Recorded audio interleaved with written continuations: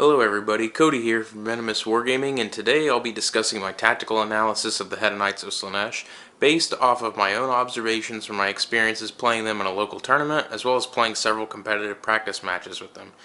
Now, keep in mind that I also haven't found every single great list or every single trick in the army, so a lot of this video is going to be based off of my own successes and own failures thus far. This is, of course, my own opinion, so please feel free to agree and disagree as you listen and let me know what you think. Or if you can think of something that might help other players or myself, just drop a comment down below and I'll be sure to get back to you. This is my first time doing a video like this, so if you guys like this, please let me know and I'll definitely create more tactical analysis videos for you guys. Just let me know. So without further delay, I'll be carrying straight into the analysis and breaking up into multiple categories as follows on your screen now. So if you don't want to listen to certain points or you need to revisit a certain point in the video, they're all timestamped in the video description below in case you don't want to come back to this particular screen. So without further ado, let's get started. Alright everybody, so first up we got the tournament, my invaders host performance, and what I would change. So as you can see on your screen right now, my camera is recording bits of the 3 games I played in the local tournament. My list is the exact same from the first battle report I did with this army against Idneth Deepkin, and my opponents were a mixture of Khorne Mortals and Khorne Demons, specifically a whole bunch of Bloodthirsters, Gloomspite Gitz, which I was kind of nervous at first. It's 2 Mangler Squigs and 60 Gobbos and quite a bit of other stuff like the Bounders, but we'll get more to that in a minute. And Nighthaunt, and Nighthaunt were very tricky. So we're going to jump straight into it from my first game all the way to the last game.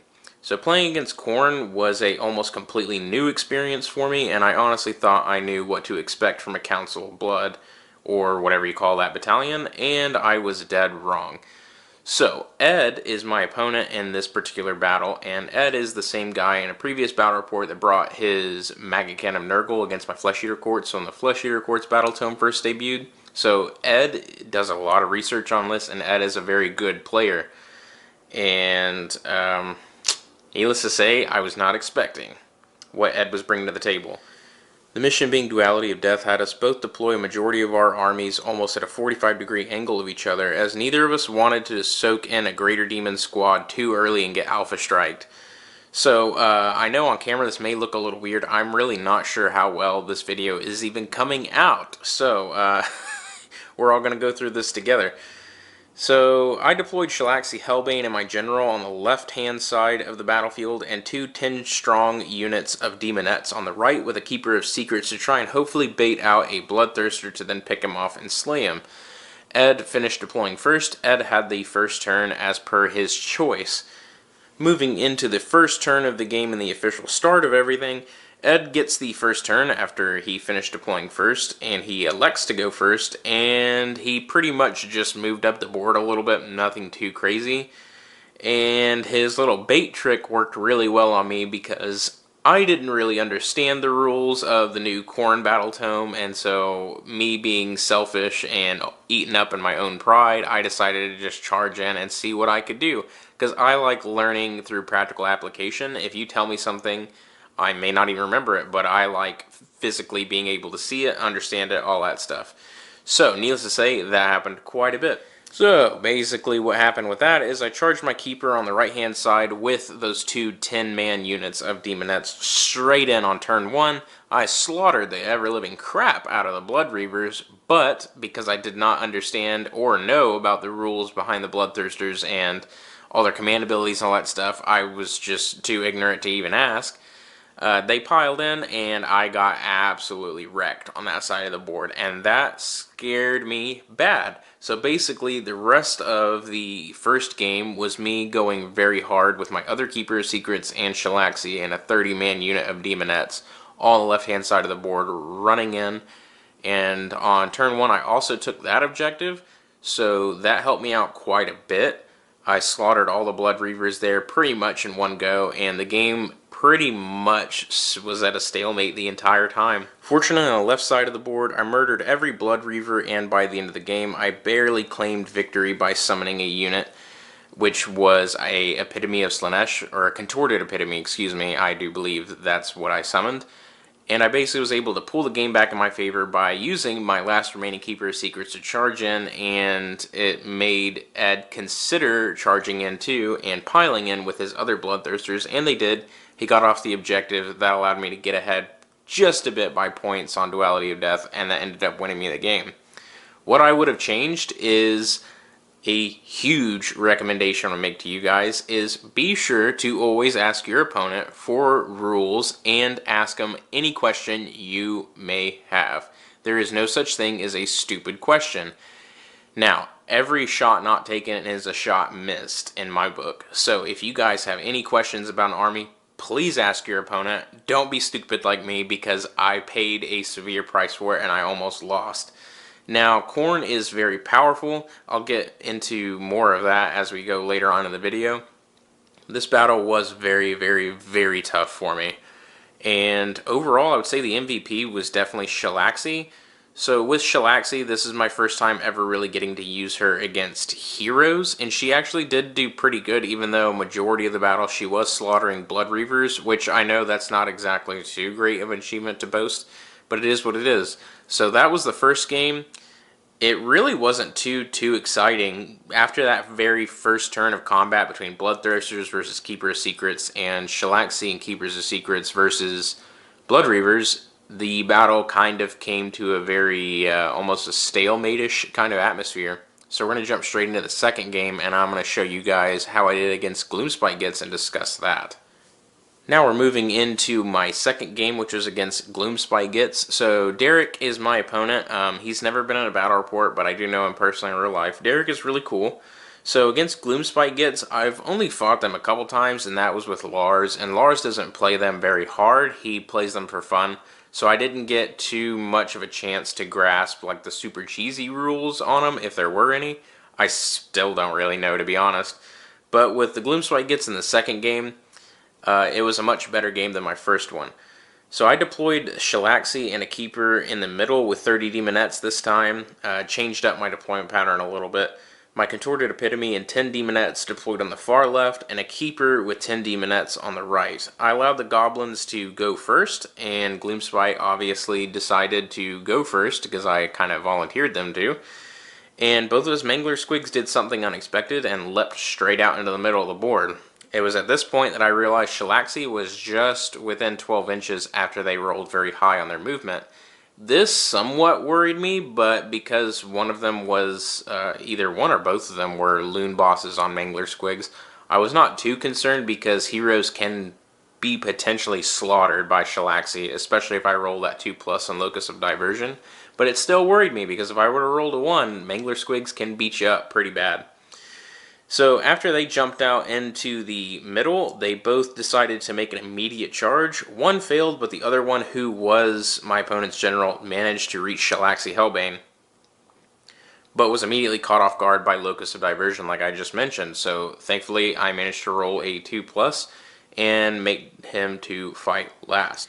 From there, we decided to go straight into combat, the only combat being the Mangler Squig with the Loon Boss versus Shalaxi Hellbane, and needless to say, Shalaxi absolutely destroyed the poor guy, and that was the quickest way I've ever killed a Mangler Squig. So without much of a contest, he died, and Derek, God bless his soul, felt really awful about this because he needed both those charges to go off. And with that being said, it rolled straight into my first turn, and I surrounded his Mangler Squig. I moved up my 30 Demonettes slightly ahead and to the right, and all of my Keepers basically just started going straight for the middle of the board. The rest of the battle was that Mangler Squig in the very first turn. On my turn, got absolutely slaughtered by Shalaxi Hellbane once again. The 60 Gobbos ended up deploying their unit of Fanatics. I actually cut them down, I do believe, in turn 2 with my Hero Phases Magic. And the little Squig Hopper Bounders, I don't know what you call them, I'm sorry, they got absolutely murdered by 30 Demonettes as well. I did take quite a bit of damage back, but it was only Demonettes, and I was not going to fret losing a few of them to actually play the game and do their objective, grabbing nonsense. That's exactly what they did. The mission was Star Strike, so as you guys can probably imagine, as soon as the second turn started, Derek had lost his Mangler Squigs, lost pretty much all of his Squig Hoppers, and his Grots were you know, at least they were 60. They were still in an immense amount of danger because they had 3 Keepers of Secrets, one of them being Shalaxi Hellbane, and a almost full strength 30-man unit of Demonettes coming right at them. And that's not even without the Contorted Epitome also causing problems in the magic department. With the rest of the battle, though, it basically, as soon as those objectives dropped, it was game over for Derek. So we just played it to our fullest, and I actually ended up pretty much more or less tabling Gloomspite Gitz.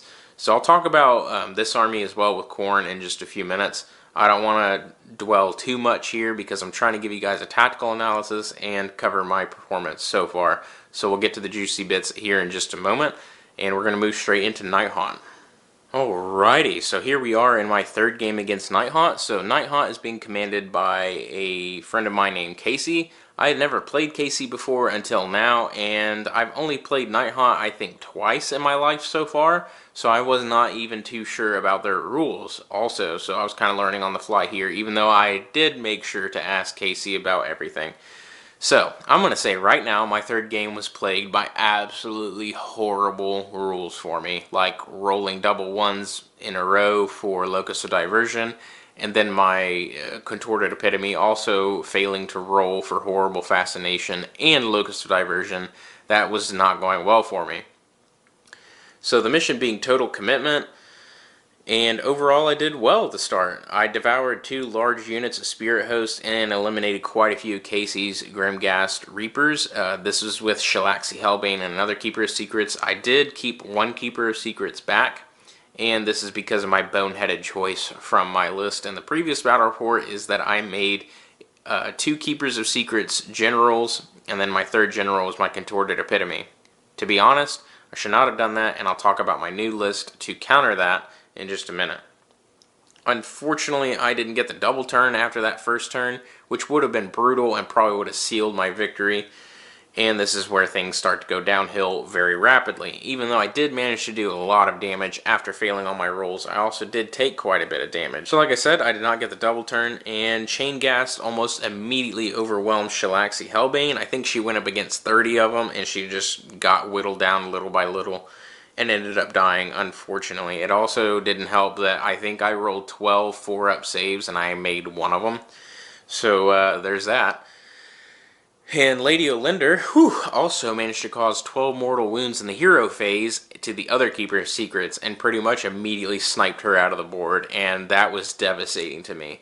So, at the very beginning of turn 2, I was already on the back foot because I lost my Keeper of Secrets, and then by the end of turn 2, I lost Shalaxi Hellbane to Chain Ghast.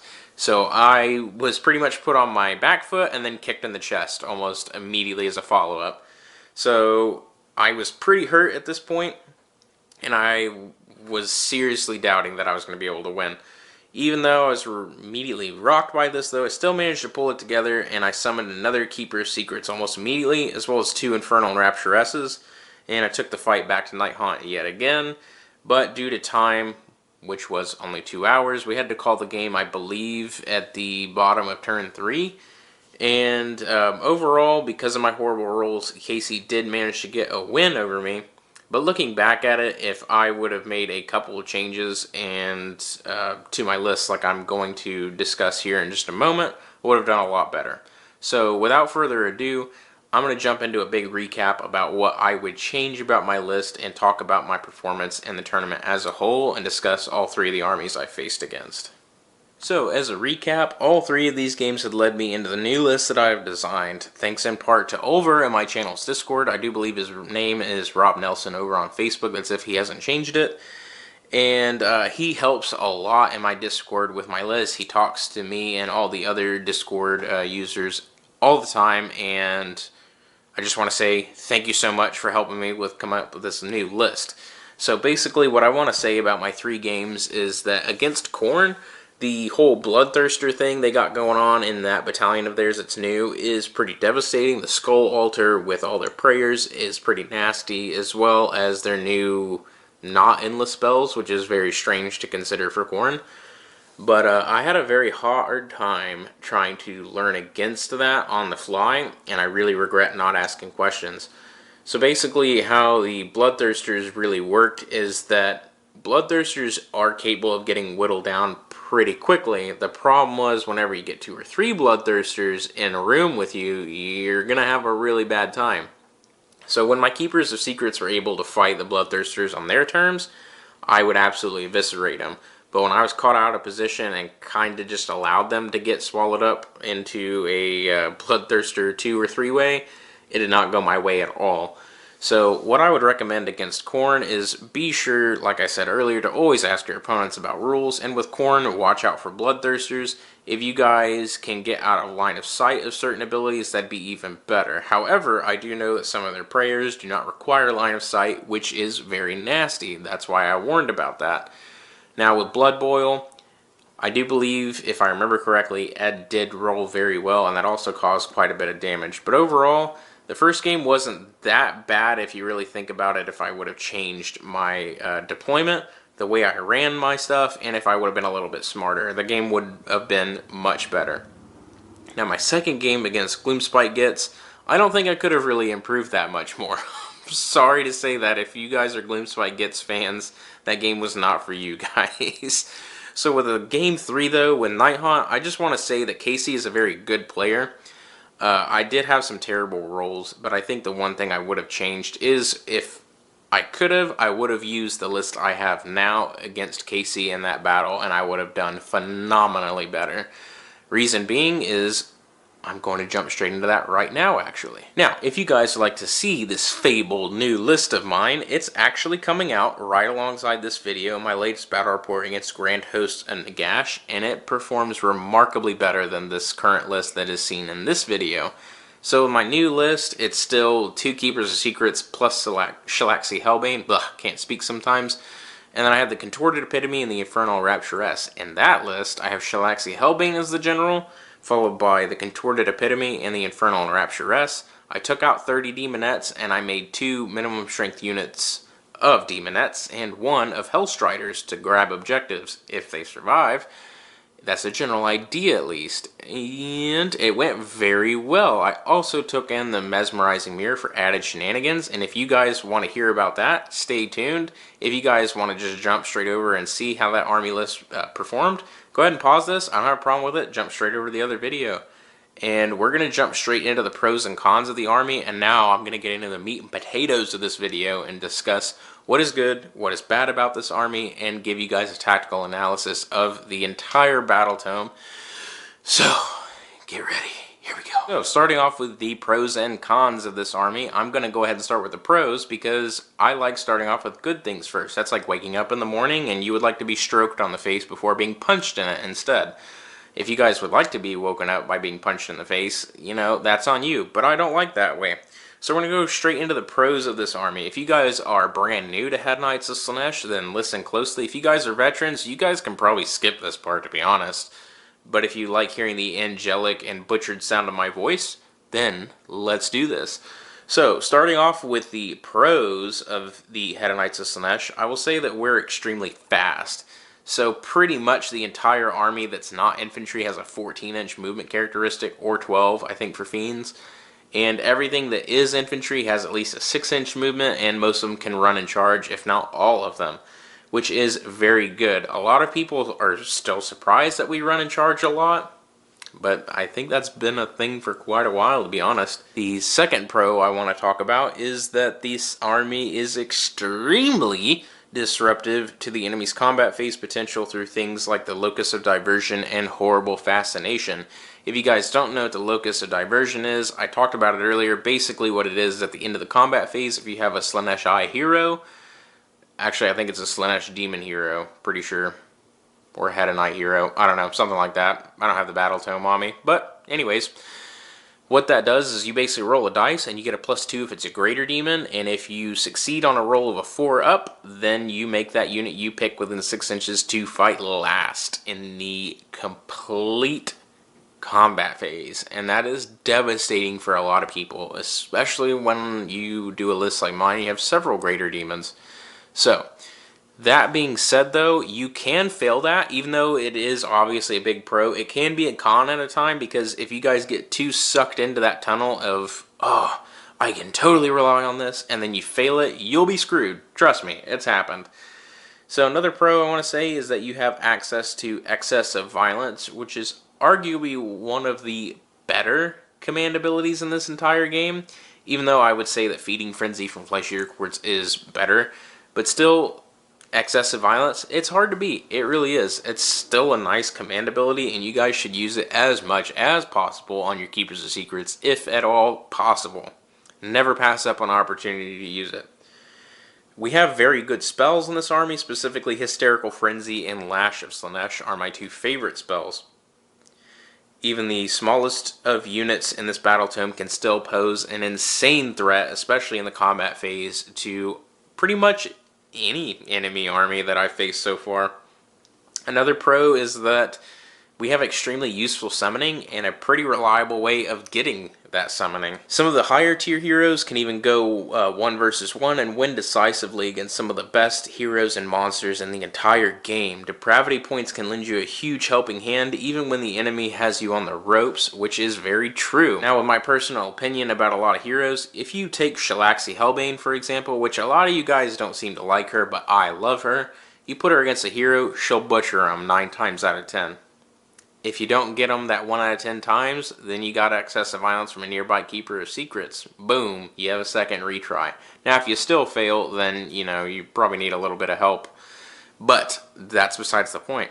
Overall, though, I really love the spells in this battle tome. I love the units. The rules are extremely well written, and they're extremely powerful. I can't even really look at the magic and say that there's anything really wrong with it. I mean, I do kind of wish that the Mortals of Slaanesh spells were a little bit better, but, you can't be too wishful when the entire battle tome is pretty incredible, to be honest. So now I'm going to roll into the sad part of this video and talk about the cons of this army.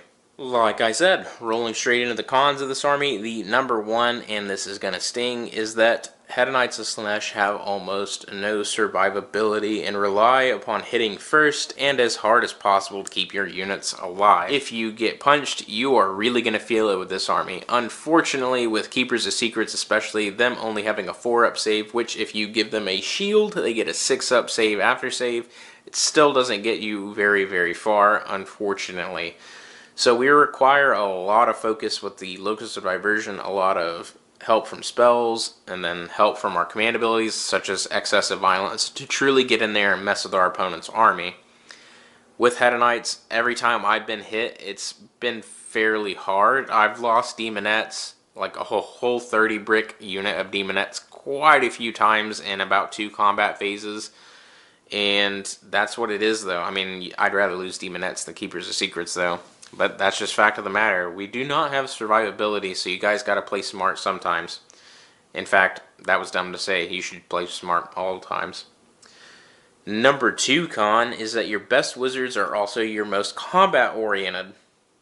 So throwing your units into a fight they might not survive will also severely harm your ability to stand up against other enemy wizards or endless spells, which I don't know if you guys pay attention, but some of the endless spells they're coming out with are absolutely devastating. Some are kind of meager, but some definitely aren't. The third con I want to talk about is Mortal Wounds will absolutely smash your army to pieces, so be sure to be mindful of your opponent's rules to prevent unnecessary damage from following over. With Mortal Wounds, I know that is kind of a blanket thing to say to every army. Mortal Wounds will devastate just about anybody, but we're not a Legion Nagash army. We don't regenerate a whole bunch of models. We don't regenerate a whole bunch of wounds. We don't have a whole bunch of save after saves to specifically combat Mortal Wounds. So whenever we start taking Mortal Wounds on our heroes, it starts hurting. When we take Mortal Wounds on Fiends especially, Fiends go away very quickly. I mean, Fiends only have a 5-up save regardless, but still, it stings a lot. Moving into the fourth con, I want to talk about lack of flying models throughout this entire army, which makes you very susceptible to getting jammed behind screens and locked out of certain areas of the battlefield entirely. This hurts your Keepers of Secrets very bad if they cannot fly, because you'll be stuck by terrain, you'll get jammed up by other units and other things like that, and that can severely harm your combat potential as well. So never underappreciate the fly keyword, folks. Never underappreciate it. Moving into the next con, I just want to say that some of the most squishy non-hero units in the game are located right here in this battle tome. So with Demonettes, they have a 5-up save. They do get quite a few attacks, but the problem is without the heroes in this battle tome, all your units, to include your fiends, will pretty much fall extremely fast. This kind of has something to do with the first point, is that we have no survivability, but our non-hero units cannot really stand toe-to-toe with other units from other up-to-date battle tomes and stay alive while also causing a serious amount of damage. Fiends kind of can, but Fiends cannot take damage very well, and that's just how it is. Moving into the next point of my cons is that I just want to say that depravity points are extremely important and can be hard to obtain against certain armies, so you guys need to try to refrain from relying on it too much if you're trying to be competitive. If you go into one game and you fight nothing but Idoneth Deepkin Eels, that is prime time A+ on getting depravity points. That'll be a breeze for summoning, as long as they don't get like all up in your grill and destroy you. You'll be fine. But against an army of, say, if somebody spammed nothing but goblins from Gloomspite Gitz, you'd have a rough time getting depravity. That's just how it is. In that second game I did in this video for the tournament, I fought against Gloomspite Gitz, and my only source of depravity was more or less the Bounders, which is only 1 per model, and the depravity came off of the Mangler Squigs. But overall, it didn't matter too much in that game, so kind of a moot point, to be honest. And that's pretty much it for pros and cons. Next, we're going to go straight into list and theory crafting, and this is going to be a bit of a long section as well, so bear with me, guys. So, moving into list and theory crafting here, folks, the first question that should pop into your little head when thinking up a list is, what do I want to do? Well, the army itself does have a very strong leniency towards extremely aggressive playstyles and fast-moving, hard-hitting heroes who are capable of then summoning in a tide of relentless demonic hordes, capable of rending and tearing their way through almost any force brave or dumb enough to meet them in open combat. Could you play Hedonites of Slaanesh defensively? It's quite possible, but as mentioned previously, the lack of durability can prove stressful in a defensive situation, but heroes backed up by hordes of demonettes and fiends will almost always trash just about anything that charges them. Your primary advantage in this army is your insane speed, and I urge every general, every single one of you, to use this to your advantage. Outmaneuvering, flanking, and running down the enemy is something your army will always excel at. Once you decide what do I want to do, move on to how do I want to do it, and who do I use to do it with. My personal recommendation for Host of Slaanesh is going to be Invaders. That's all I've been playing with lately, and a lot of people, I would honestly say, sleep on Invaders Host and don't want to even bother considering taking it. But I absolutely love it. Everyone seems to be jumping into Pretenders and Godseekers, and admittedly they do have better rules, but for my list I just couldn't find something I enjoyed more than the combined effects of the Invaders' command traits and artifacts. The Rod of Misrule artifact, for example, combined with the Supreme Sybarites Battalion, is already a dangerous combo with an average of 3 command points being generated at the start of the turn. Whether it's leading hordes of demons screaming into your enemy's lines and using command abilities to ensure your domination, or breaking through your opponent's vanguard in a flurry of blows from demonic heroes and tearing apart the enemy's will to fight, you are sure to find something to enjoy with this host, but this is of course just my opinion. Feel free to make your own. With my list, I found that it is best to concentrate the Keepers of Secrets into a particular area of the battlefield and push forward while keeping Demonettes behind for objectives and Hellstriders for darting around the flanks and outmaneuvering the enemy to claim their own objectives and disrupt the rear elements of my opponent's army. Splitting up my heavy hitters across the board does maximize my threat curtain to my opponent and potentially cut off or surround units entirely, but also can allow your opponent to overwhelm a sector of the table and destroy the forces you have there before you can get a chance to split off forces to go and assist. So, folks, I want to say that you need to be sure to always sharpen your mind before battle, as an old saying from my years in the Marine Corps is that one mind, any weapon, can be used to describe how to effectively use the entirety of your army in any situation. Keep a positive mindset and earn glory in the Dark Prince's name. That's all I have to say about that. And moving into the hero phase, we're now going to start covering every single phase there is in the game to continue on with the hero phase. So your primary focus is to use any hero abilities that you may have access to and your magic. Now I could talk about command abilities and artifacts, but between the book itself and all the realms and such, we'd be here for an extremely long time, so I'm going to focus mainly on spells. Personally, I absolutely love Overwhelming Acquiescence from the Contorted Epitome, Hysterical Frenzy for potentially harming huge hordes, Lash of Slaanesh for potentially dealing heavy damage to enemies that are caught out of position and stuck in lines, and Phantasmagoria for debuffing a unit and potentially making the unit lose models of Battleshock with a diminished bravery, and my favorite, the Mesmerizing Mirror. Not only can the mirror devastate heroes on a lucky roll, but it can also heavily interfere with your opponent's movement potential. So if you guys will check out my latest battle report, then you would definitely see a stellar example of that. One of the best casters in Hedonites of Slaanesh is the Contorted Epitome, due to it being able to reroll casting, unbinding, and dispelling rolls. But Keeper's Secrets are also extremely good, while having huge potential to meet success in the combat phase. The only issue with the hero phase is that this army can struggle against enemies who also can use heavy magic, specifically something like Nagash, Tzeentch, and sometimes certain host of Stormcast Eternals. With almost no save against mortal wounds, you're extremely susceptible to magic that can deal damage, and this is one of the quickest ways your heroes can meet their demise, aka magic. Remember to keep your epitome within unbind range, and try to hide your softer models behind terrain and cover to avoid unnecessary damage from spells whenever you can. Slaanesh wizards themselves, for the most part, all have extremely useful spells, and the ones briefly mentioned earlier are hated by most of your opponents, and it did not take long for my opponents at least to figure out which of my wizards needed to be focused upon in order to prevent the most damage. Remember that if you face an army that has a lot of unbind potential, it's not the end of the world. Even though it can be frustrating to have key spells fail when you need them, just try to keep a positive mindset and look for any way possible to free up the ability for you to cast spells without fear. With the hero phase, that's pretty much it. All I can really talk about is magic. Now, I overall do love the magic in this book. Like I said earlier, I haven't really found a problem with it. If you guys love a spell, drop a comment and let me know which spell it is. Movement and summoning. So in the movement phase is where all your speed will pay off and where all that juicy depravity you've been storing up can manifest. I think honestly there's not much to say here about movement, but this army is universally extremely quick. Be sure to use this to your advantage of flanking your opponent, evading danger, or getting into a prime position to summon additional troops.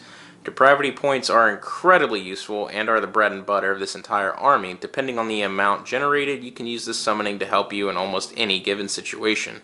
For example, if I'm having a hard time against a death army because of their heroes using their support abilities on their troops, then I would summon an Enrapturess or several of them to try and snipe them off the board while also having them play tricks on the enemy's ability to cast.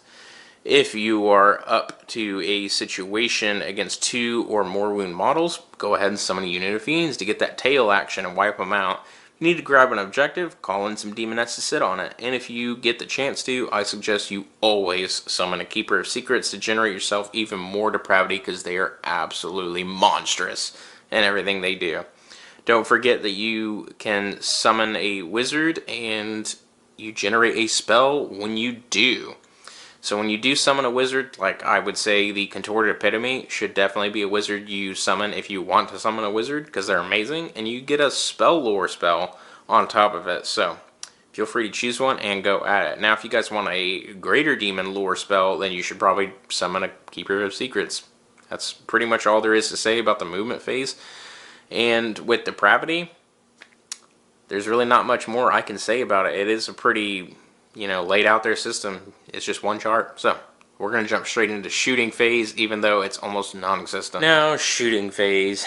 Needless to say, we don't have much shooting. The Enrapturess has fantastic shooting attack, and the Keeper of Secrets has a living whip, which is pretty much just a free attack at 6 inches. The shooting phase is probably the most dangerous phase for us, though, due to some armies having the potential of shooting right over your troops and eliminating one of your heroes, or all of them in a horrible situation.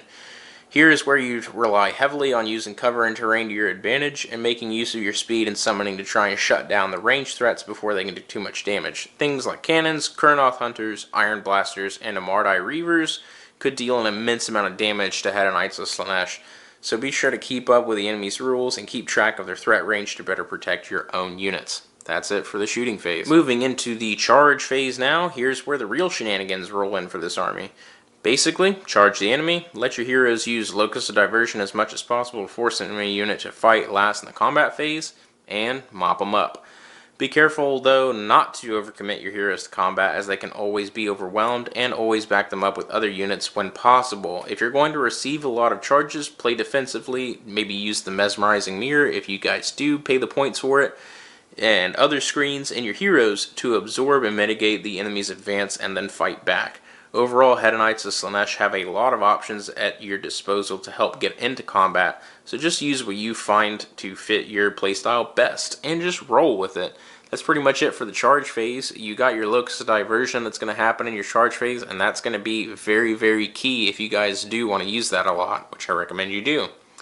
Basically, like I said though, there is a ton of rules laying around to help you get into combat, so be sure to make those charges, and don't be afraid to use a command point every once in a while to re-roll a charge roll. It's worth it, trust me. We're going into the combat phase now. The combat phase, this is where all the action is. Euphoric killers can finally be used, and those juicy command points are primed and ready for the party. My personal opinion is that Shalaxi Hellbane, Keepers of Secrets, and Syl-esque are the best heroes we have in close combat. So if you can, I'd suggest that if Locus of Diversion plays heavily in your favor and disrupts the enemy, you should activate Fiends and Demonettes or weakened heroes before anything that is fighting an enemy who's fighting last anyways, otherwise that would be particularly wasteful.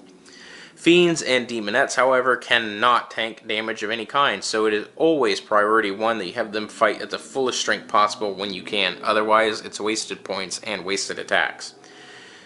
Excess of violence from your Keepers of Secrets should be used as much as possible. Try and blitz your opponent when you can, and I've found the most success using it as much as possible in a way of attempting to break the enemy's back in one combat phase. Just go for the throat, folks. Go for the throat. Hedonites are not a staying army, quote unquote. So, let's just go ahead and say that we hit fast and very hard, otherwise we're going to have a very bad time on the receiving end of getting hit fast and hard. So basically, if we face another Slaanesh army, that's going to be back and forth, but as long as you guys don't do that, you should have a great time being able to get there first. If you guys don't get there first, I know there's some armies that are pretty fast compared to us, you might be in for a rough time. Like I said earlier, just keep a positive mindset, try and know the rules ahead of time, and always have a plan, and always have a backup plan. So that's it for combat phase. I'm going to talk about Battleshock and why turn initiative is so important next. With Battleshock and turn initiative, I really want to say that Battleshock is honestly fairly forgiving on this army. Being at Bravery 10 around the board pretty much for everybody except for the Mortals is pretty much awesome, and will do a lot to help your units stick around.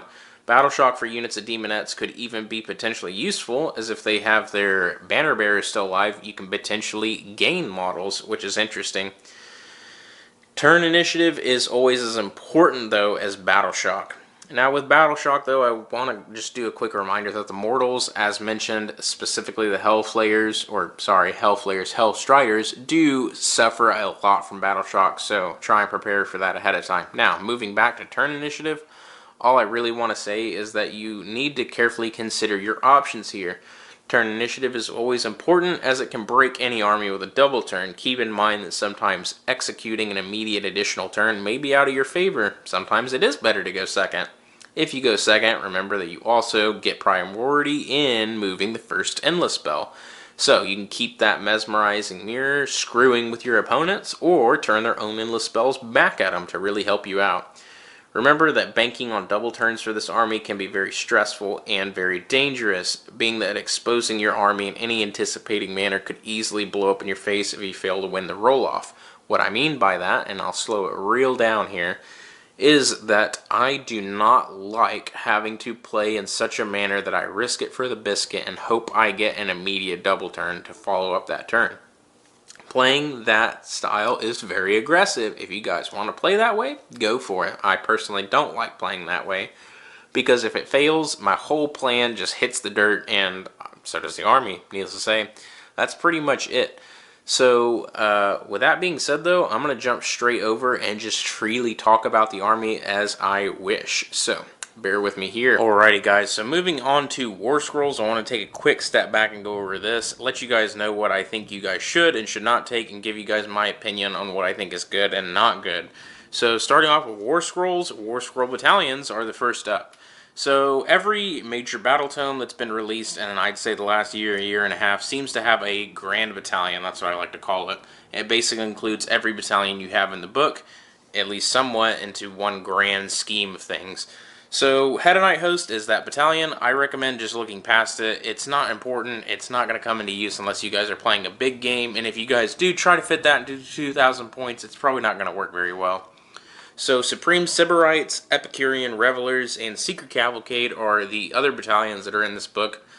The other battalion that I cannot remember for the life of me right now is in the Wrath and Rapture set, which I have the rules for that and just not on hand right now.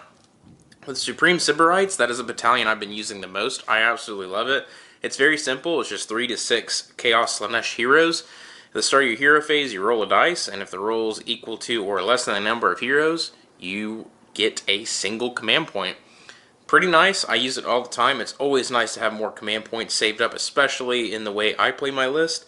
The next battalion is Epicurean Revelers. This is a big focus on Demonettes, Hellflayers, Exalted Chariots, or units of Fiends in any combo. So basically what this is, on modified wound roll of a 6, you cause a mortal wound. Now, due to the FAQ and errata that came out, I do believe yesterday, this does not generate depravity though, so it's not as good as some people may think. Secret Cavalcade is the next battalion that's up, and that is basically Seekers and Hellstriders and Seeker Chariots. So, Seekers, really. And Drawn to Battle is the rule for that. So basically you get a 6-inch activation zone instead of a 3-inch, and you get a 6-inch pile-in instead of a 3-inch, which is pretty good, especially with the Chariots. I know for Chariots, due to their awkward base sizes, it is pretty hard to pile in sometimes, especially when you're attacking a high model count unit. And that's just how it is. So that's it for battalions. If you guys would like me to talk more about them, definitely watch the battle reports, or just comment down below and ask me about them, and I'll give you more of an opinion. As of right now, I haven't played with all of them. I just really enjoy Supreme Sybarites, and who knows, maybe there's something I'm missing here, but I definitely think Epicurean Revelers is going to be easily more popular than that. I just haven't had a chance to run it yet, but maybe I'll do that in another battle report. So I'm going to roll into the actual War Scrolls now, and I'm going to go from the very front to the very back of the book, every single War Scroll we have in the Hedonites of Slaanesh Battle Tome. Alrighty everybody, so starting off in the War Scroll section of this video, we're going to start with the Keeper of Secrets, which is the most incredible unit in this Battle Tome, besides Shalaxi Hellbane, but Shalaxi doesn't have this gangster command ability, which is excessive violence. So let's roll straight into this. Keeper of Secrets is a 14 wound monster with a bravery of 10 and a 4-up armor save, and starts at a movement characteristic of 14 inches. She cannot fly, but that is still extremely fast. With Age of Sigmar, the way the rules are and how everybody plays it is there's never too much terrain, because there's not that much shooting in this game. So usually not having a fly keyword is not too big of a deal, but sometimes it can be. Fly is very slept on, so just like I said earlier in this video, fly is extremely useful and you're going to need it more than you think. But if you can't get it, I wouldn't worry about it too much. You can still work around it. Just be sure to plan ahead, also like I said earlier. So the missile weapon you can take on this model is Living Whip. It's alright, and then you got your melee weapons, which are the Ritual Knife or the Sinister's Hand, your choice. Elegant Great Blade and the Impaling Claws, which those two come with the model itself. You don't really get a choice on that. Now, I want to talk about the Ritual Knife or the Sinister's Hand. The Ritual Knife is pretty cool, so basically, if this model is armed with a Ritual Knife, at the end of the combat phase, you pick an enemy unit within 1 inch and you roll a dice. On a 1, nothing happens. 2 through 5, you stab for a mortal wound. On a 6, you get D3 mortal wounds against that unit. Or that enemy model, I should say.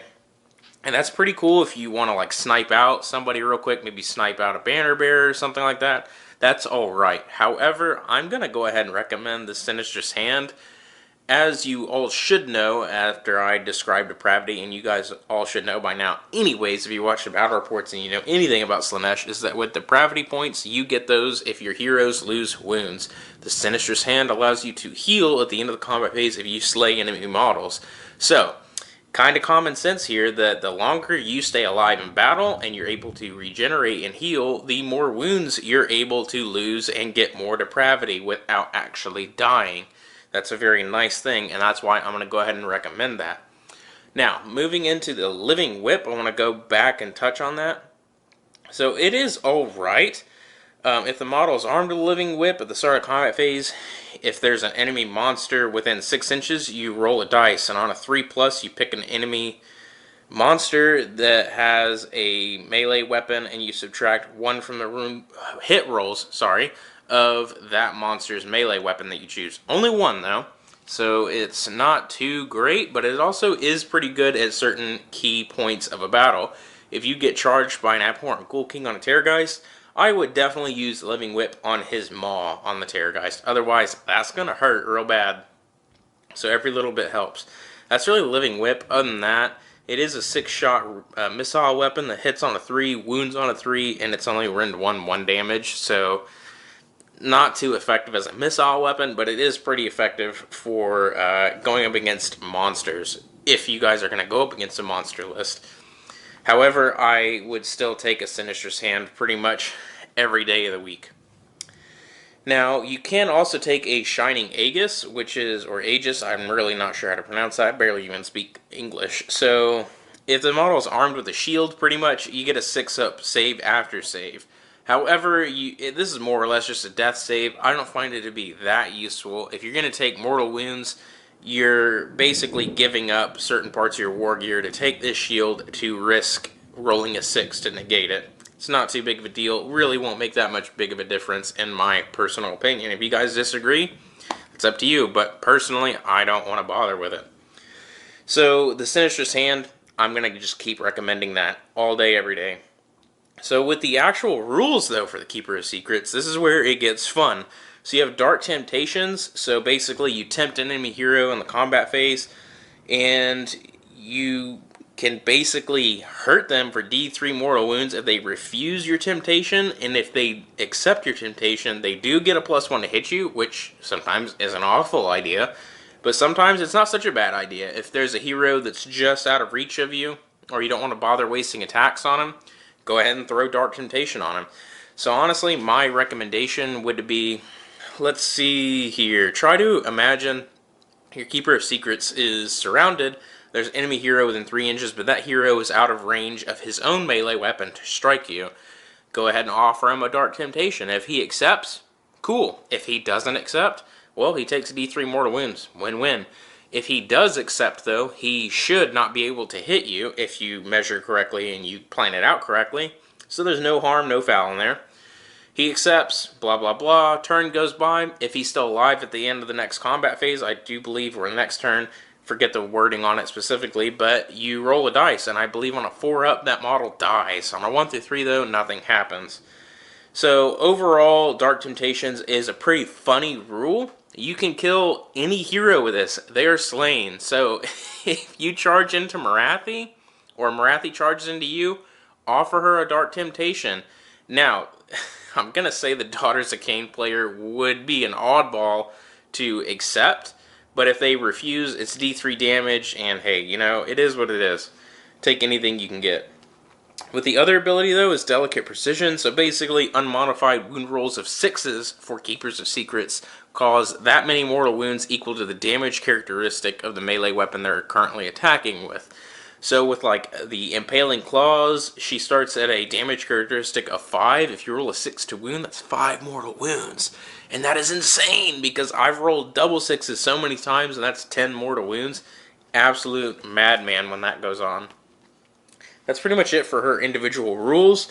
You got her magic. So they did nerf Cacophonic Choir in this battle tome, so it's still casting value 6. You roll 2d6. Each enemy unit within 6 inches has their bravery go up against your 2d6 roll. If you beat their bravery, everybody within 6 inches takes D3 mortal wounds. So basically, though, there's a lot of armies that are bravery 10, even armies that are bravery 7. Rolling a 2d6 and hoping to get an 8 or higher in that case is still pretty low for only D3 mortal wounds. Now, Keeper's Secrets do get to cast, so I'd recommend casting Mystic Shield, Arcane Bolt, something like that, rather than trying to bank on Cacophonic Choir. It is only a 6-inch range anyways, and try to use your spell lore as much as possible. Also use realm spells if you guys are using them. They are completely optional. With your command abilities, though, like I said, excess of violence. So you pick a friendly Slaanesh unit that has already fought, sorry, not Slaanesh unit, a friendly Hedonite unit, which has already fought in the combat phase for one time. When it's your turn to select, use that command ability, make them fight for a second time immediately, and that is awesome. That's pretty much it, though, for the Keeper of Secrets. Overall, she doesn't really have too many customization options besides taking a Living Whip, Ritual Knife, or a Sinistrous Hand. Overall, though, I think the model is great. In my list that I'm recommending, and in the list that's in the same battle report that I'm debuting with this video, the Keepers of Secrets that I have loaded out in there are absolutely incredible in close combat, and they somewhat stay alive towards the end, I want to say. No spoilers, though. So moving on to the next model is going to be Slaanesh. Slaanesh is a very interesting model, so I've never seen something like this so that has their attack characteristics split in half, that you have to attack with one of the models rather than both. In the next combat phase, you can attack with the other one. So I do like Slaanesh command ability. I do like Slaanesh Subvert magic spell, which is also pretty cool. That basically turns off an enemy hero's command ability until your next hero phase. That's awesome, especially against enemies like Flesh Eater Courts, Nagash, and stuff like that. However, against armies like Nagash, turning off his command ability would be incredible. The only hard part is this is a spell, and good luck getting a spell off against Nagash. He has probably 8 unbinds, I think, when he's at full health. But other than that, against most armies, that would be very lethal if you could just shut off their command ability on one of their heroes. Especially some armies like Nagash, like I just said, that gives out a command ability buff to the entire army. In Flesh Eater Courts, turn off Feeding Frenzy.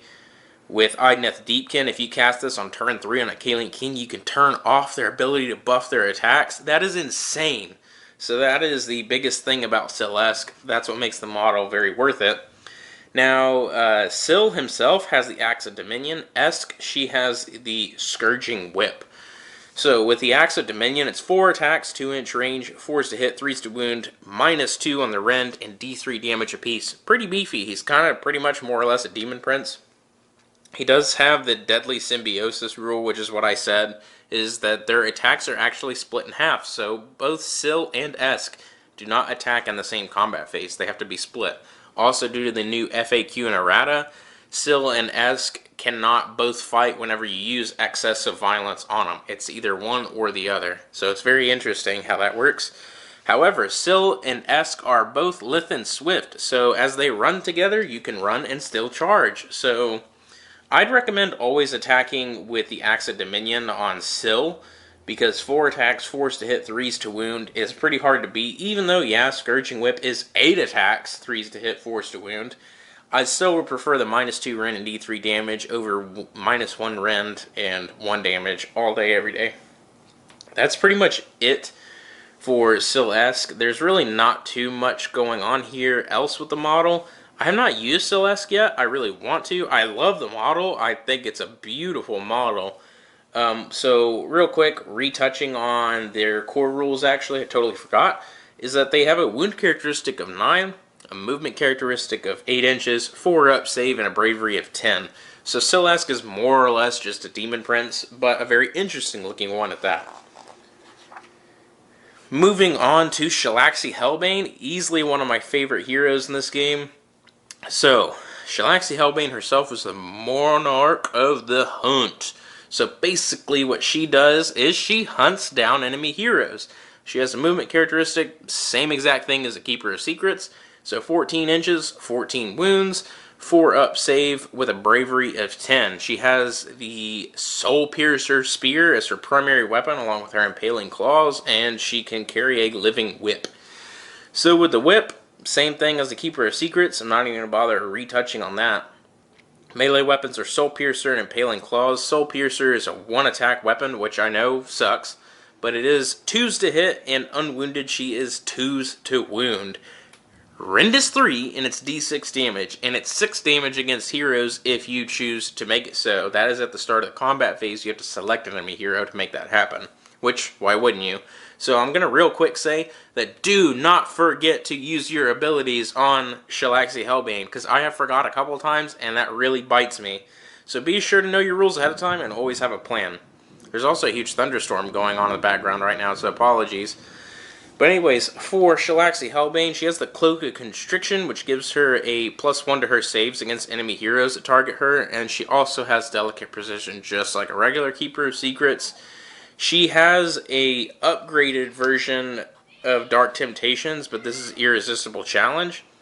So at the start of the enemy charge phase, you pick an enemy hero within 12, and they must attempt to charge. Due to the FAQ and errata that just came out, if they charge and they don't make it, they can still pile in and charge whatever they want if they can't for some reason make it to you. However, they cannot act at all.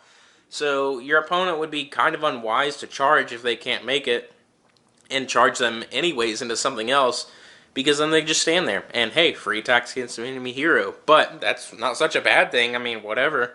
Take what you can get. So that's it for Irresistible Challenge. Like I said earlier, she does have the Killing Stroke ability, which is pick an enemy hero within 3 inches of the start of the combat phase, and you basically smite them. So whenever you hit them with Soul Piercer, damage characteristic is 6. Just a flat 6 instead of D6, and that is awesome. Her magic, though, is Refined Senses, so this is abnormal. Refined Senses is casting value 4. Very rarely do you see something so low with casting value. If she casts it, though, she rerolls hit rolls against enemy heroes, and she rerolls save rolls if enemy heroes attack her. So that's pretty amazing, considering she gets a +1 to save rolls against enemy heroes attacking her anyway. So she goes to a 3-up, and then she can get rerolls on that if she has Refined Senses active. That is just amazing. That's Shalaxi Hellbane. So I know, real quick, a lot of you guys sleep on her and you don't think that she's that great. Shalaxi Hellbane is amazing. Now, keep in mind, euphoric killers can go off at any time. You do hit on a 2 and you wound on a 2 with Soul Piercer.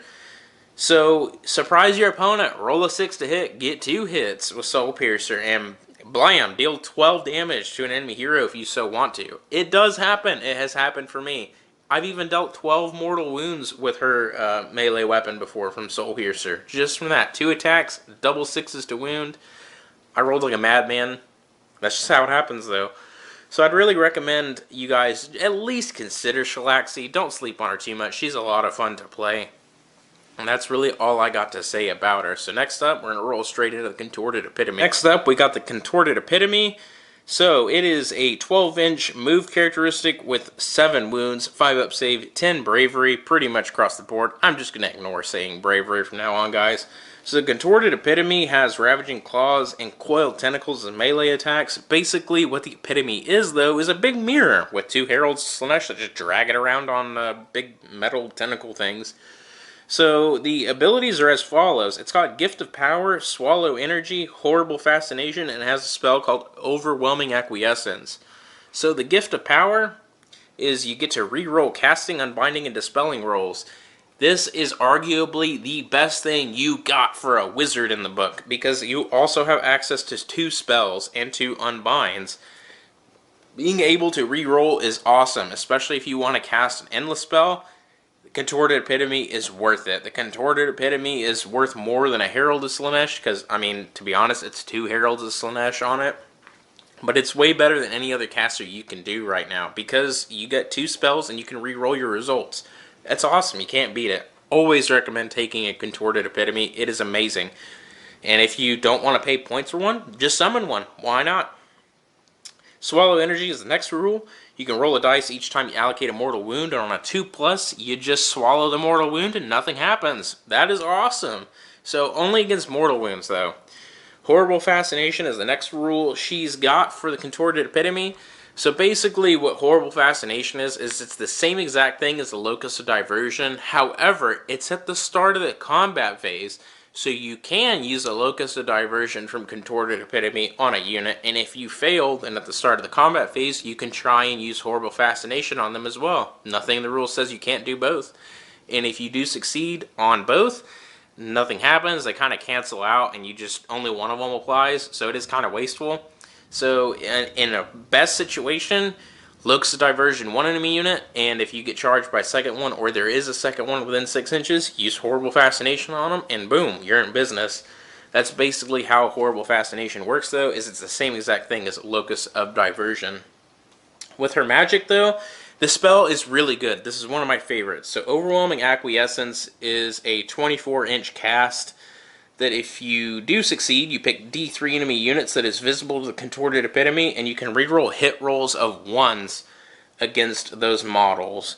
So this is just reroll hit rolls of 1s of any kind. Not in just combat, not in shooting, nothing like that. Just straight up reroll 1s. And that is amazing. So once again, guys, I just cannot possibly fathom how to explain this well enough that you should always take a Contorted Epitome. I absolutely love this model. So that's it for the Contorted Epitome, though. It's not a unique hero, strangely enough, so you can give it artifacts and stuff like that. If you guys want to play around with that, please check out the artifacts in every book that you can if you want to take them. The new General's Handbook is right around the corner. We might get more artifacts. Who knows? I think the Contorted Epitome could be a formidable foe with the right artifact as well. That's it, so we're going to move on to the next unit. So next up, guys, we've got the Infernal Rapturess, the Mask, and a Vice Leader, which is just on foot Herald of Slaanesh. So real quick, I just want to say that I am not impressed with the Mask or a Vice Leader. I would take a Vice Leader if you can summon it, maybe. And the Mask, if you want to, go for it. She's alright, but she's not my cup of tea. But the Infernal Rapturess, however, I think she's worth it. Points-wise and summoning-wise. I love to have one on the table usually when I start, and I love to summon my 2 other ones that I have painted almost immediately. I do have a 4th one that's in the construction zone right now, so to say. But, yeah, so the Infernal Rapturess, she does have an incredibly useful shooting attack. She can split it to shorter range in 6 shots, or basically constrict it into one single shot at 24 inches. The single shot being more powerful, and the 6 shots being less powerful, but more of them. So quantity over quality, whatever you guys want to choose. I definitely like the 1 shot and more damage. That's the way I roll. So it does have some melee attacks. You should not let the Rapturess get in close combat, though. Don't even consider charging her. That's not what she does. So her abilities are the Discordant Disruption and Harmonic Alignment. So with Harmonic Alignment, you get 1 depravity point at the start of every turn for every Infernal Rapturess you have on the board. So, like I said, I like to have 3. I get 3 depravity. That's what it is. Nice. Discordant Disruption, though, is very useful because if she is within 24 inches of enemy wizard, they must re-roll successful casting rolls. And if they re-roll that to a double, they take D3 mortal wounds, and that is awesome. So in addition, she can also try and dispel 1 endless spell to start your hero phase in the same manner as a wizard, and you add 1 to dispelling rolls. That's even more useful. Apologies about the thunder. I can't do anything about storms, though. I'm not Thor, unfortunately, even though I do have the beard to be Thor. So that's it for the Infernal Rapturess. Anyways, moving on. Sorry about a police car rolling through here, but it is a big storm. I'm sure there's an accident somewhere down the road. Let's not worry about that. We're talking Warhammer. This is more important. So the Mask is next up. Honestly, she does have the Staff of Mask ability, the Endless Dance. She's lithe and swift, and she has inhuman reflexes. So she's not too bad. I just don't see the point in taking her, to be honest. She's not a wizard, unfortunately. So, honestly, guys, if you guys want to look up her Warscroll, I'll let you guys do that. I don't even really want to talk about her because I do not recommend her at all. If you guys disagree with me, please let me know, because I do not see a reason in taking this model at all. That's why I didn't even bother buying the new model. So with that, rolling straight into the Vice Leader. I do think a Vice Leader is useful if you want to summon one. If you just take one on foot, I wouldn't honestly recommend paying for one. I'd rather summon her later in the battle if you need to, if you need an extra hero. But if you want to use Supreme Sybarites, Vice Leaders are the cheapest hero you can take, I do believe. So if you want to spam them out for that, for command points, go for it. Why not? That's it for the Vice Leaders. So the next thing I'm going to roll straight into is all the Blade Bringers and the new Chariots. So I don't even really want to talk about these. I do really like the Chariots. I want to say that I would like the Hellflayer chariots more than Secret chariots. That's just me. But I cannot really recommend one over the other, to be honest. Chariots are chariots. The heralds on them are really nice, and they're pretty brutal. I would recommend always summoning one if you can, because they are brutal whenever they get a charge off and all that other fun shenanigans. So I'm not going to really talk too much about them. Once again, I don't want to recommend one over the other. They're all pretty good. They all have their own very unique rules of what they can and cannot do versus each other. So if you guys want to, please check out the free Warscrolls, and you guys can pick one at your own leisure. I don't really bother with chariots too much. I'm not a big fan of chariots. That's not what I came to this army for. I do like demonettes, and I like big keepers of secrets and all that stuff. I'm not too big of a fan of chariots, even though I do have quite a few of them. I'll get them painted up here very quickly, and we'll see them in a battle report, and maybe I'll change my opinion. That's it for chariots. Let's roll straight into the troops and other stuff like that. So guys, next up we have the fiends and the demonettes. Now, I want to say this real quick because this is controversial. I do not pay points for fiends. I do not want to take them in my base list. Why? Because fiends are overpriced for what they can do, and they can still die very early. I have seen tons of other YouTubers and other people commenting on my videos and messaging the channel privately saying, Cody, like, I can't figure it out. My fiends, I paid so much for them, and turn one, they just get archered out or cannoned out and something like that. Basically, they just get shot or they get spelled to death and they're dead.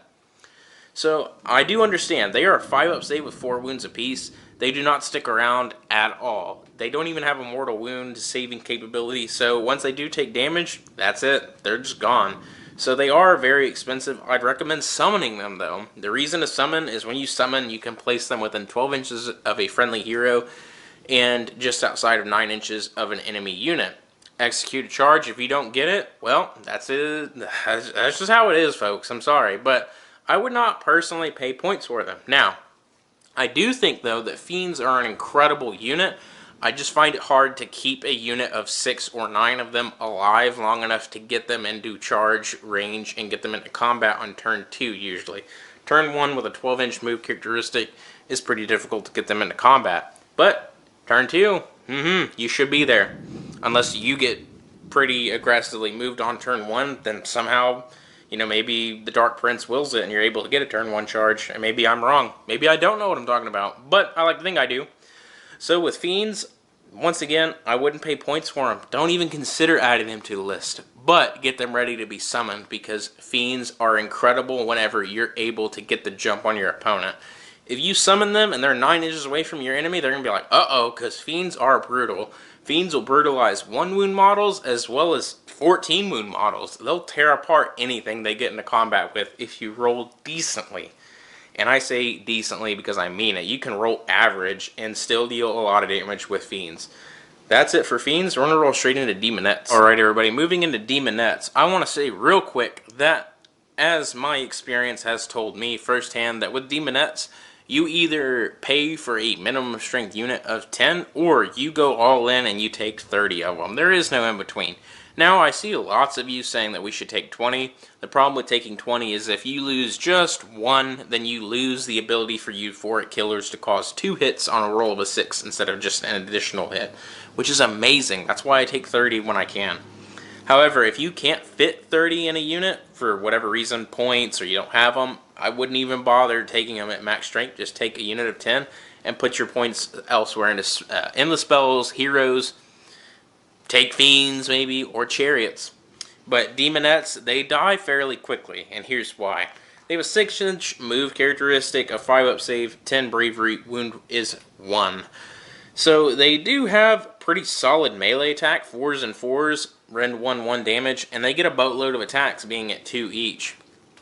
They are on the smallest possible base, so they can get quite a few layers of attacks in from models, because 30 of them can reach 1 inch if you pile them in correctly. It can be done. I've done it. So with demonettes, like I said, minimum strength unit to either just, you know, take the minimum and pay the minimum amount of points so you can put your points in other things, or maybe hold back to get a command point. Thank you, Hammer of Thor. And with demonettes, though, it's just minimum strength units. They'll still die quickly, but they can sit on objectives. Maximum strength units, though, they hit like a freight train, but they can still die if they're caught out of position. So exercise extreme caution with demonettes. They can hit hard, but if they get hit hard back, they will not last at all. With demonettes, though, they can run and charge. So if you're facing against another Hedonites army and you see demonettes coming at you, just because they're a little far away, maybe they're 18 inches away or something, like, they're not too big of a deal, they can run and still charge. So watch out for your threat ranges. Your opponent can roll a 1, or he can roll a 6 on the run. Or he could use a command point and make it a 6. That's also a thing in Invaders. If you guys want to use a whole bunch of demonettes, feel free to use your command abilities, because you're going to have a ton of command points in Invaders. That's why I use it all the time. And just feel free to change your run roll to a straight 6 with demonettes. Blam. There you go. So real quick, also, I want to talk about the standard bearers and the hornblowers. So standard bearers in this army for demonettes are a little weird. So this is abnormal. So with a banner bearer, you can reroll charge rolls. If you have an icon bearer, then if an unmodified Battleshock roll of 1 is made, you recover D6 models to that demonette unit, and they automatically pass and they do not flee. So that is amazing. The hornblower is if the unmodified roll for Battleshock, not wound, I don't know what I'm talking about, is a 1 for an enemy unit that's within 6 inches of the unit, then they have to re-roll that Battleshock test. If it's a 1, though. So that can be useful against certain armies. If you guys play against like Gutbusters, Skaven, Gloomspite Gitz, even Idneth Thietkin, bravery of 6 and lower suffers hard from a hornblower just standing there. And, you know, why wouldn't you take it? It's free, after all. That's really it for demonettes, though, so we're going to roll straight into Hellstriders and Seekers, and to be honest, it's going to wind down quite a bit because there's really not much to cover with them, and it's going to be pretty disappointing, and here's why. So, guys, Seekers. Seekers are more or less just mounted demonettes. They do get an additional run dice whenever they do run, so they roll 2d6 when they run instead of d6, and they can still charge later in that same turn. They have a Soul Hunter's ability, so when they kill enemy models in the combat phase, then you add 1 to their attack characteristics for the unit's melee weapons in the next combat phase. That's pretty awesome. So big units of Seekers can really overwhelm and really outmaneuver. I don't see too many people take them. I don't have enough Seekers assembled to take them myself, but I think Seekers are cool. I think they're alright. I mean, they're just mounted demonettes, 2 wounds, a 14-inch move. They're really fast, and they can run 2d6 and still charge. That's insanely fast. That's a potential of a 26-inch move, and then you can still charge. That's insane. That's a 36-inch threat range.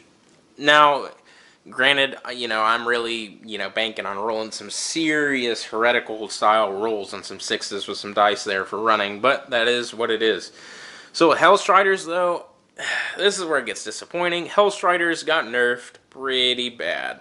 However, they're still useful. Hellstriders themselves at a minimum strength unit size are still cheaper than a unit of 10 demonettes.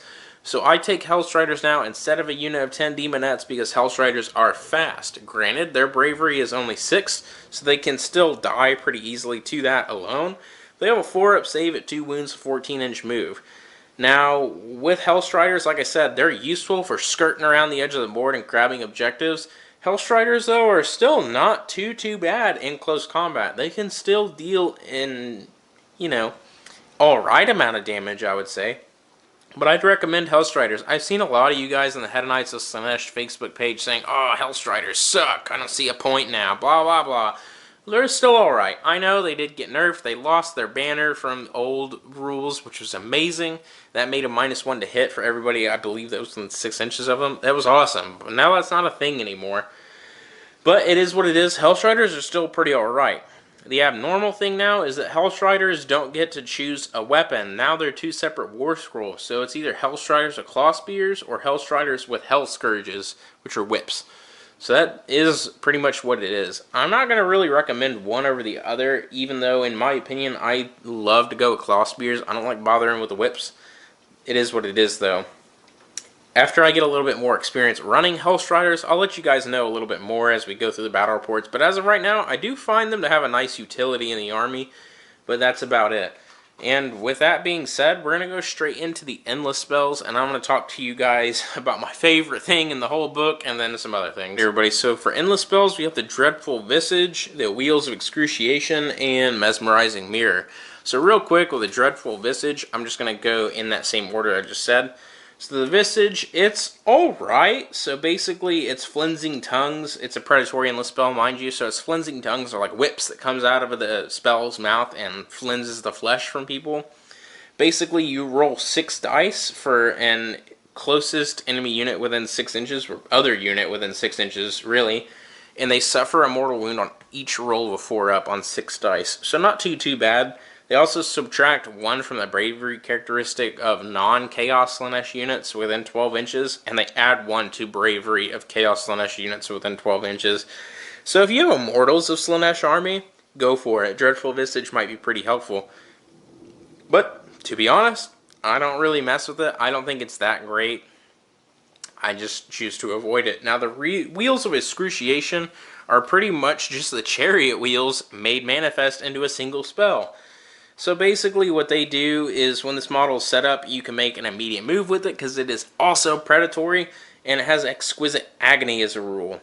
So after this model has moved, you roll 6 dice for each unit that model passed over, if it has any models in that unit, which I know that probably doesn't make any sense.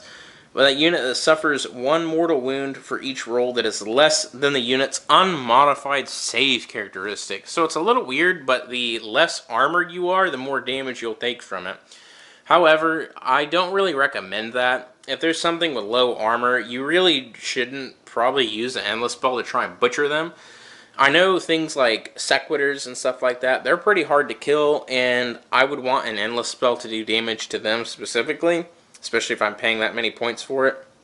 Wheels of Excruciation, they're not too bad, it's just I wouldn't recommend using them. I wouldn't sacrifice the points to try and kill weak-ish armor save units with an endless spell.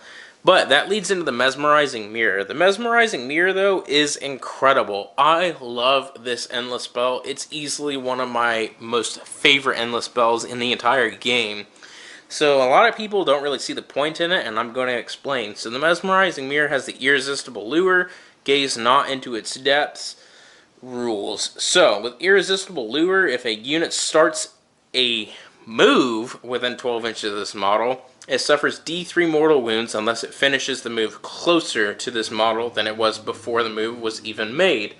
Chaos Slaanesh units are not affected. So what that means is, as per the core rules, whenever you move in the movement phase, that's a normal move. That's an actual thing. A normal move. When you charge, that's a charge move. When you pile in, that's a pile in move.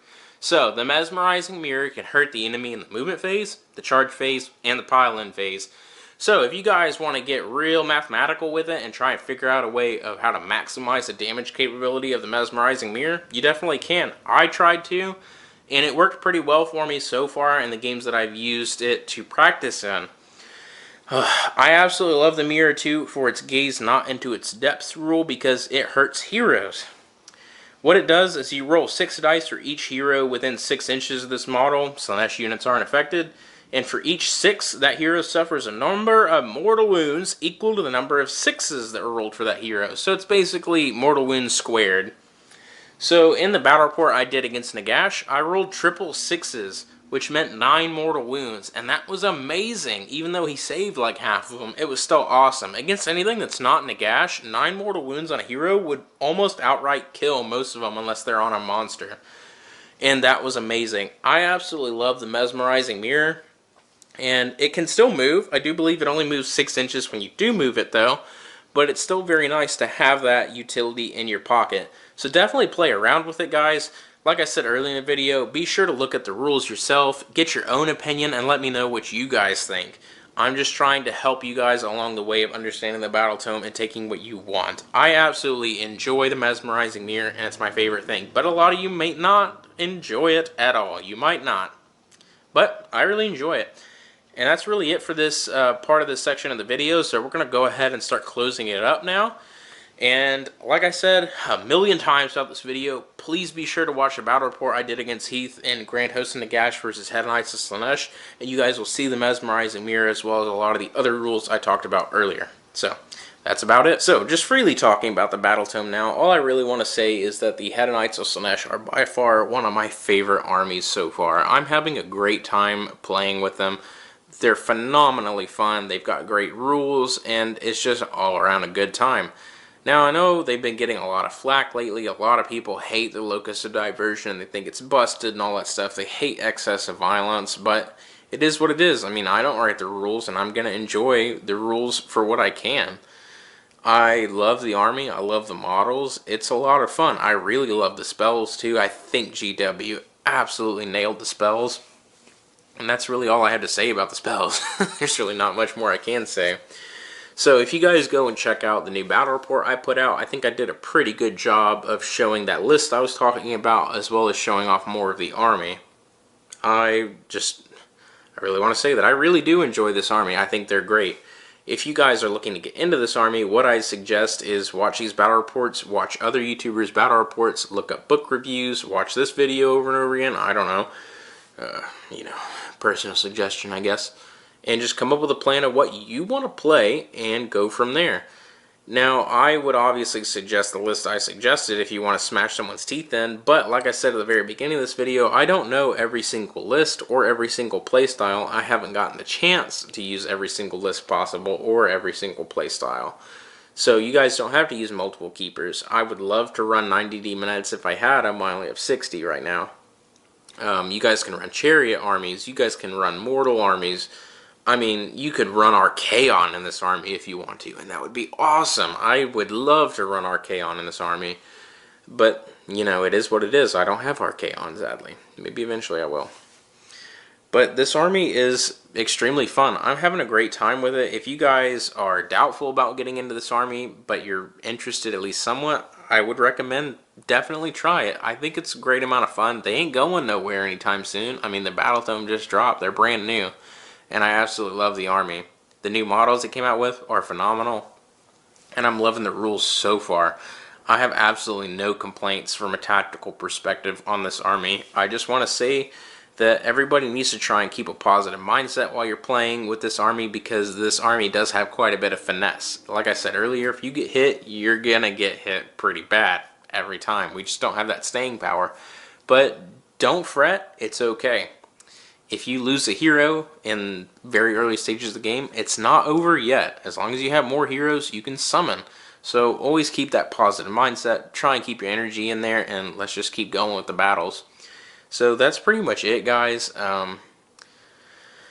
Like I said, this is my first time, so I don't even know if I did a very good job with this video, so please let me know if I did. I don't even think I'm honestly that great of a speaker. I usually leave other YouTubers to do this sort of thing. I like keeping to battle reports. But I'm trying this. Lars is really pushing me to do this, as well as Mike and my wife. So I'm trying it. That's pretty much it, guys. So I hope you guys enjoyed this video. I hope you guys enjoy the video that's going on in the background. I did cut the audio because the audio is complete garbage. There's so many people in there that it sounds like Chewbacca is jammed up in a garbage disposal. So that's pretty much it. I hope you guys enjoyed it. Please let me know if you did, and I will see you guys in the next battle report. If you guys like this video, please, please, please let me know, and I'll make more for you guys. And that's it. I'll see you guys in the next video.